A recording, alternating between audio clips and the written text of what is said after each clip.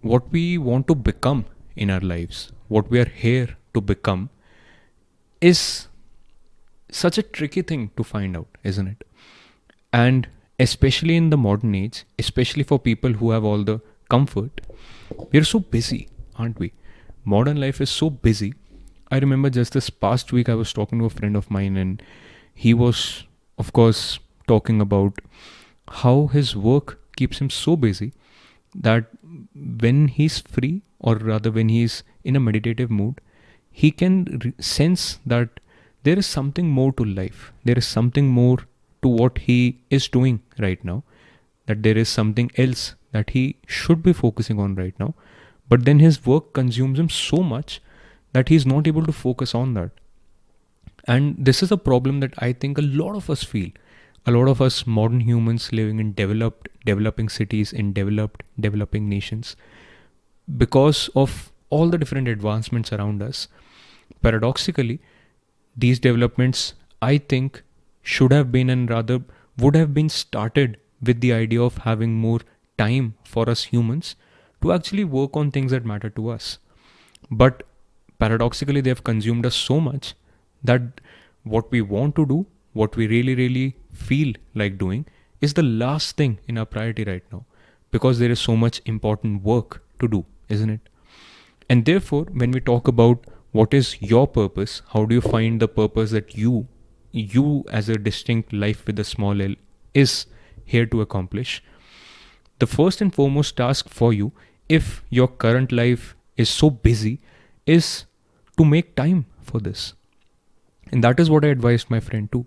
He wanted to understand what is his purpose in life, as if I could have answered it. Of course, I cannot. No one can for you. So, the only way I could answer it for him was that if your work is right now consuming 10 to 12 hours of your waking life, try to cut it down by at least an hour or two. Find that time for yourself, because you're supposed to, you need to, you clearly have that need to. So, if you are one of those people who has an extremely busy schedule, weekdays, weekends, mornings, evenings, nights, there is no end to the work, to the all important work that you do, find time.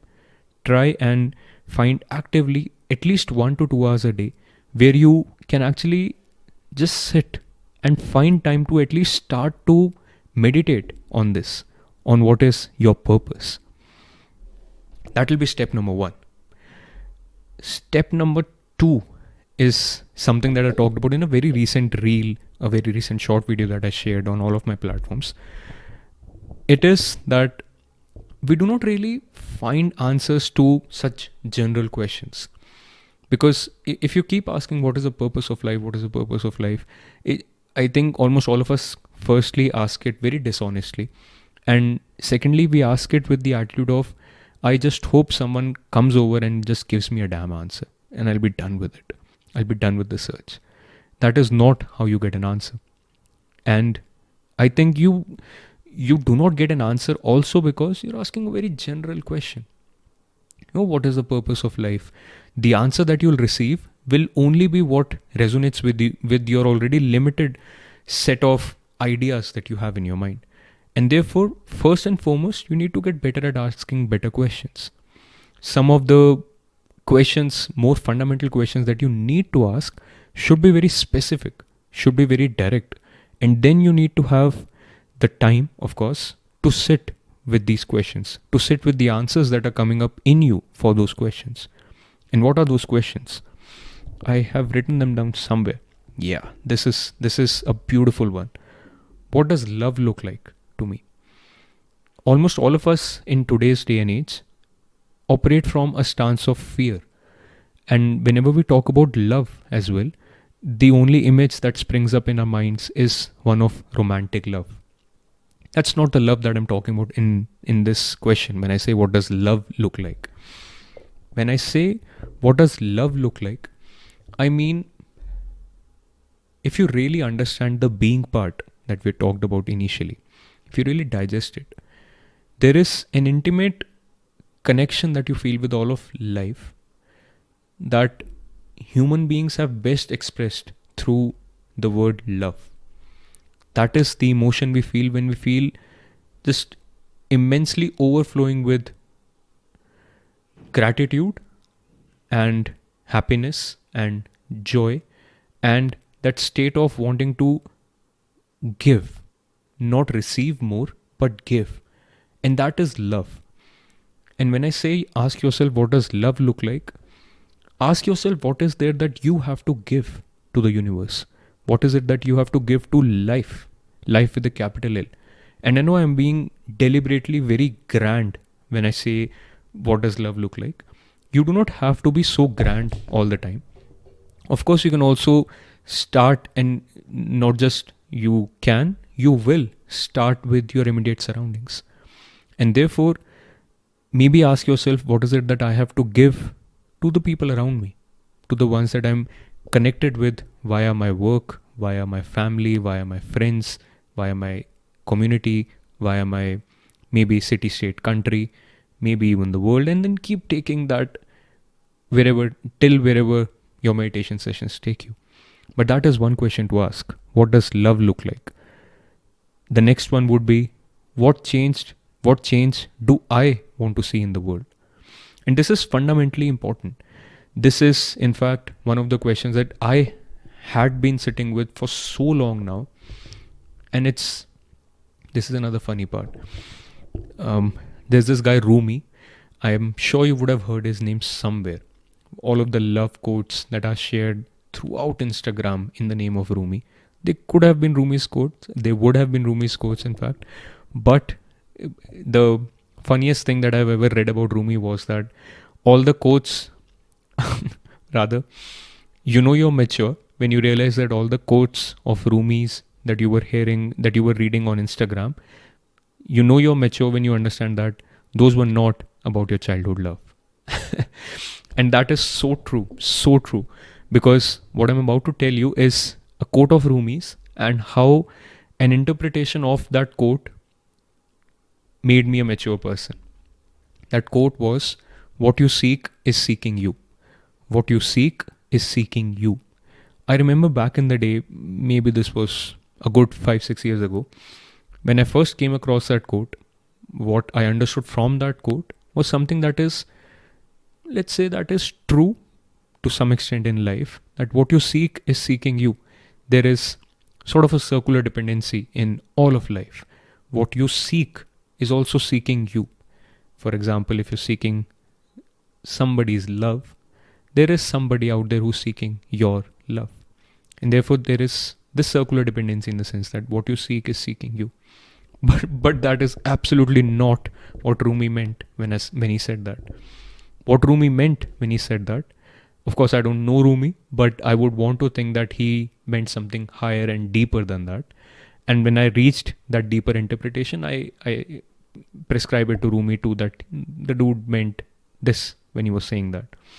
What he meant was, what you seek is seeking you to manifest it. What you seek, what change you want to see in this world, it is that change calling you out. It is life calling you out to manifest that change. And therefore, this is a question to sit. This is a question to sit with in your meditation sessions. What change do I want to bring in this world? What change do I feel is fundamentally necessary and absolutely needed in the world right now? And again, your extent of the world can be your own village, your own city, your own school, your own college, your own family, your own home, your own office, or it can be your country, it can be your continent, it can be the earth, it can be life. Take it as much as you want, take it as much grand as you want it to be, but sit honestly with the answers that appear in your own consciousness when you sit with these questions. That is life telling you that this is your purpose right now. Act on it. Have the courage to act on it. And what other questions? Oh, this is something that I really want to talk about. The questions that we ask are what we receive the answers to. That's just a tautology, right? That is where I said that when you're asking general questions, we kind of ask them dishonestly anyway. But there is one more modality of asking questions which I think we need to outgrow. And that is this almost lazy attitude of keeping questions such as, how do I pass my time? Huh? What should I do? What should I pick up as my next hobby? I'm not saying there's anything wrong with simply passing your time or having another hobby. But if that is what you're looking for an answer, if those are the questions that you're looking an answer for, those are the questions you will receive an answer for. And that is where we kind of again perpetuate that cycle of purposelessness. Because while your hobbies can develop into meaningful, purposeful life at times, it's almost always that when we're talking about how do I pass my time, how do I pick up another hobby, you will receive answers such as, oh, travel the world. That is my passion now. I'm going to travel the world. I'm not dissing on people who like to travel. I like to travel too. But if you can, don't let it be the purpose of your existence. Don't let these questions define the purpose of your existence. We can be more grand than that. So that is one thing I wanted to talk about. We get answers to the questions we ask, and therefore we need to ask better questions. And this is something that I say because I have been having a lot of very deep conversation with a lot of people, and people who I do not have deep conversations with, from my work, from my family, in fact, from my friends as well, from all of my community, they feel that this YouTube channel, this podcast is my hobby. And there are times when it boils me up.